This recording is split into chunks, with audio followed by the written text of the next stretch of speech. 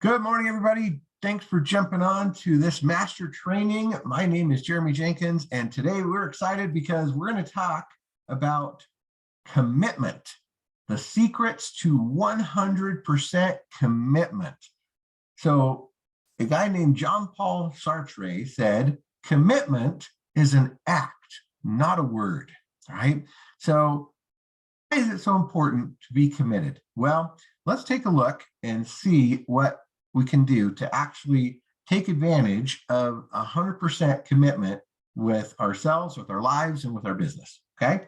So the first thing we want to do is we want to define our future self, all right? So no more than 3 years out, right? Because if you go beyond that, then it kind of goes, it's too hard. It's too hard to define, and we just don't know what could happen 3 years from now, right? But if we can think about who we want to be in the next 3 years approximately, then we're going to define our future, right? If we can define who we are, we define that future.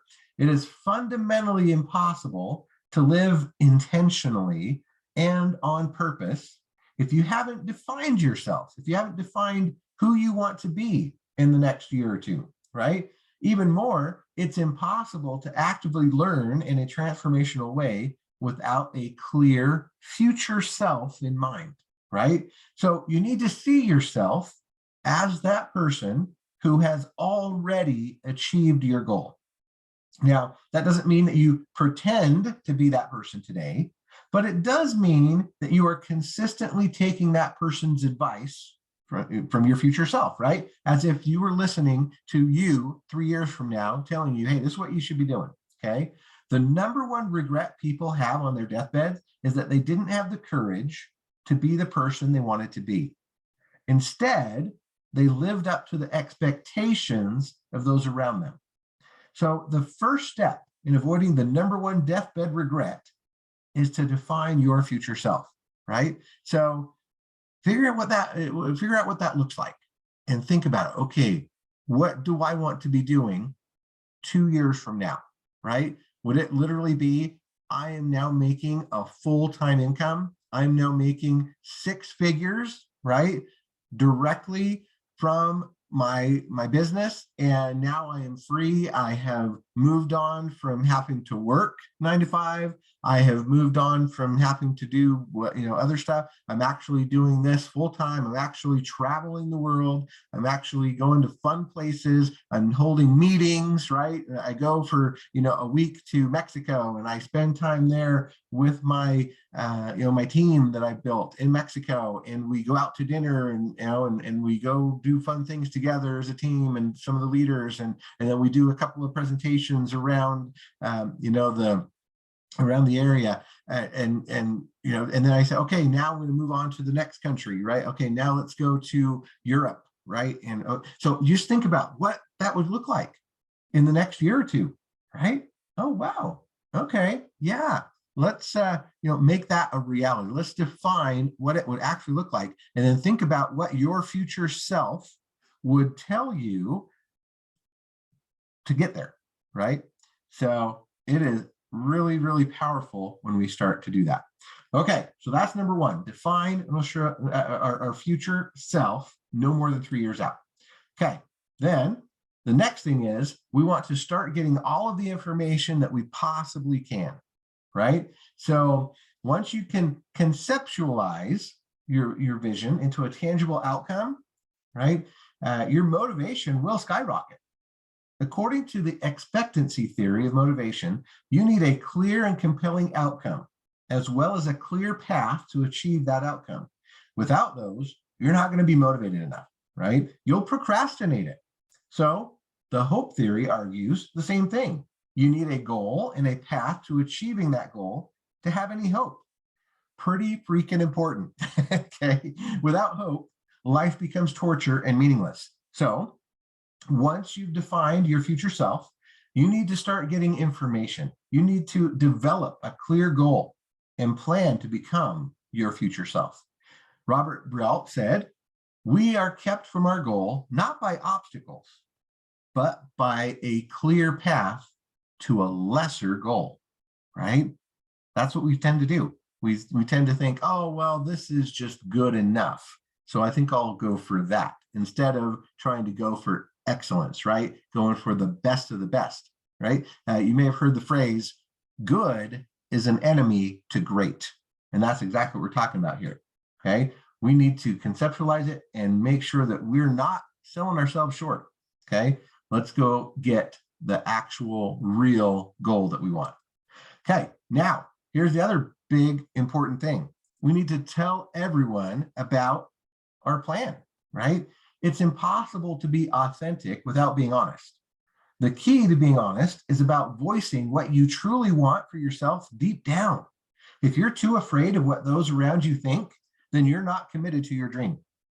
If you're too afraid of what fools or trolls on the internet think, then you're not committed to your dream. Once you become committed, your thoughts will become words. Your words will become actions. Your actions will become habits, and your habits will become your character and your personality, which will produce your results and outcomes. Your identity is the story you tell about yourself. When you start telling people, other people, right, a new story, focus on your future self, then your future, not your past, can be the thing predicting your behavior. So your future can pull you forward. Your identity and story and behavior and environment can all start to align themselves to your desired future. And your dreams will become inevitable. It's a purging process, but one you can get increasingly better at, okay? Doug Smith said, finding someone to share your goal with doubles your chances of success. Do you know that?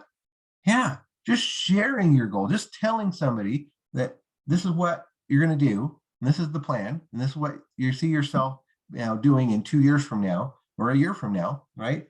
It helps because now they see it, and then they might actually start to kind of push you, right? And kind of remind you. So definitely tell others, tell everyone about what your plan is. Don't be shy about it at all. Okay. Now, fourth thing is we want to invest at the level of our future self, right? So Tony Gaskin said, invest in yourself to the point that it makes someone else want to invest in you. Okay, that's pretty cool. This is all about that personal development that we've talked about. The more committed you are, the more you'll invest in mentorships, in networks, in coaches, and consultants, and employees, et cetera. You'll want to expand your efficacy so that you can utilize the resources of many other people to ensure your goals become a reality. Investing in relationships also means you focus on the people you want to help. You invest yourself in other people. Who are the people you want to learn from? How can you help and support their goals? Proactively supporting the right people is how you build a powerful network. And you can get access to almost anyone by being relevant, which means you know what they're about, what matters to them, and you can help them without requiring much thought on their part. Okay? So huge, invest in yourself, and others will want to invest in you. All right, number 5, we're going to eliminate everything that discourages us, okay? Les Brown said, change your thinking, change your life. Your thoughts create your reality. Practice positive thinking, act the way you want to be, and soon you will be the way you act. Beyond relationships, you need to remove the information experiences that are triggering your current and former self. Zig Ziglar said, your input determines your outlook determines your output, and your output determines your future. So your input is everything coming in, right? The food that you eat, the information you consume, the environments you're in. If you're committed to your dreams and goals, you must change your inputs as well. You must become strategically ignorant of all the myriad of distractions on the internet and elsewhere, okay? We need to train your environment to support your goals and future self. If you don't train your environment will train you. So eliminate the negative, right? Don't get distracted by all the crap that's out there. Just go define it yourself. All right, number 6, we're going to write in our journal every morning about our future self. What? Yeah, you got to actually write. Jim Rohn said, be a collector of good ideas. Keep a journal. If you hear a good idea, capture it, write it down. Don't trust your memory, right? Now, in our day, that could be just setting up like a notepad on your phone, right? And writing, typing stuff into your phone. A lot of people do that, right? They'll create, I have that. I have a tool, it's called Flock, and it lets me just go on and capture things, right? If I hear a cool quote, or I see something fun or whatever, I like it, I might want to share later, I'll go ahead and paste it in there and just keep it. It's my little notepad, right on my phone. And I have access to it to go back and get things that I've collected over the years. So pretty fun. Every intentional action that you make is a huge victory. By living intentionally and consciously, you are upgrading your subconscious. You're creating a new future for yourself. You are choosing to learn from rather than repeat the past. Writing your goals every day is essential to optimizing your life. If you want the best possible results, write about your goals and dreams every day. When you're struggling emotionally, write about your emotions. By giving them form, you'll stop suffering and be enabled to move forward. Write in your journal. This is incredibly essential. Write in vivid detail about your dreams. Commit in your journal that you will move forward. Report in your journal how you're doing. Be incredibly honest with yourself. At the same time, use your strategic writing to train your identity and mindset in the direction of your future self. All right, number 7, define 1 to 3 actions that you can do daily towards your goal, right? Jim Collins said, if you have more than 3 priorities, you don't have any. Okay, so let's think about that. What are we doing? 1 to 3 things that we can do every day towards our goal. Anything that is important can easily be procrastinated and put off, right? We know this, right? But you know what? The urgency of our life, our bills, our relationships, and all that can postpone what's most important. So it is for this reason that you must prioritize the important stuff, okay? Do the important stuff before the urgent stuff. That's hard to do, right? But it's a key thing. We have to remove every urgency that isn't producing a result. An 80-20 balance in your life. So you guys have probably heard that, right? The 80-20 rule. It's called the Pareto principle. So it suggests that 80% of outputs come from 20% of inputs. Okay? So 80% of results come from 20% of activities. The activities that produce big results and move your life forward are the important ones, not the urgent ones. When you're focused on your future self, you don't need a big to-do list, okay? Instead, what you need is a focused short list, right? Just 1 to 3 items every day, and count your wins, make meaningful progress, and focus on the most important action, not the easiest action, right? Important things over urgent things. Super important. Okay. Number 8, eat that frog every single day. Mark Twain, famous Mark Twain, said, eat a live frog first thing in the morning, and nothing worse will happen to you the rest of the day. Oh, Mark Twain. So anyway, what he means, though, is this. Speaking of focusing on the most important actions, you need to do the absolute most important things first, okay? Ideally, before 8 a.m. Yeah. So the sooner you knock out your most important tasks, the better you'll feel about the rest of your day. If you eat that frog every morning, you will live your dreams, okay? There is no question about that. But don't mistake activity with progress. Eating the frog means you've done the right thing to move forward. It's not doing something just because you enjoy doing it. If you're committed to your dreams, make progress on them before you do anything else, even if that means you just have to get up early. If you make progress towards your important dreams, you'll be a better person throughout your day. You'll be happier in your relationships. You'll have better energy. You'll be congruent. You'll be hopeful and happy. You'll energize others in a powerful way. You'll get out of your head with feelings of regret, and thus you'll be more present. Right? Not easy, but we got to do it. Eat that frog, guys, every single day. All right. Number 9, we're going to report our progress daily to our accountability partner. Yeah, we need an accountability partner. Okay. Accountability is crucial to achieving your dreams. Most people avoid accountability. And it becomes people that are not committed to their dreams, right? That's the problem. Instead, we're committed to our excuses. Accountability doesn't need to be difficult or complicated. On the contrary, it needs to be simple in order to be motivating. Simplicity is key for motivation. I enjoy 1-minute daily accountability where I send a text message to my accountability partner at the beginning of the day. That text message has 3 bullets, my big 3 for the day, right? So my big 3 are the 3 important things that I want to accomplish that day.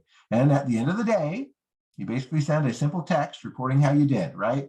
0 of 3, 1 of 3, 2 of 3, or 3 of 3. I did all 3 of them. The above picture turns accountability into a single text message each evening. You report how you did on your big 3 and list, and then you report what your big 3 are going to be for tomorrow, okay, for the next day. There's an added benefit to listing your big 3 the night before, and that's that you get to go to bed with a purpose, okay? You can see this text message, right? Is okay, today, now I did 3 of 3 today. So tomorrow I'm going to meet with Tiff. I'm going to get the agenda finished. I'm going to do the building plans with Nick. See you tomorrow. Okay. And then, hey, what did I do? I got 2 out of 3, right? But today, what I'm going to do is I'm going to work out. I'm going to write and flow for 4 hours, and I'm going to be totally present with my family and phone on airplane mode after 3, right? Boom. Okay. And then you report on that, right? These are the big 3 things I'm going to do today.